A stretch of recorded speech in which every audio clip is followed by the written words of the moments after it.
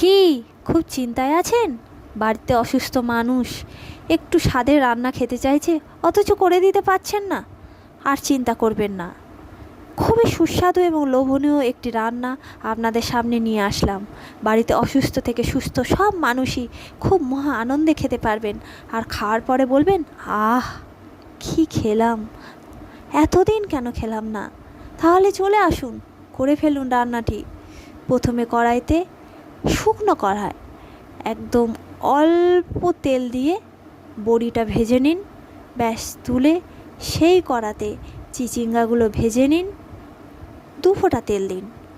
আদা, রসুন দেবেন না, না না ভুল বললাম।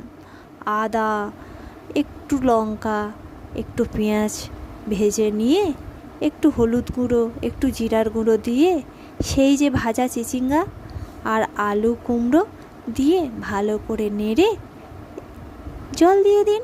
ব্যাস, ফুটে উঠলে গরম গরম ভাতে পরিবেশন করুন। খেয়ে বলবেন, আহ কি খেলাম।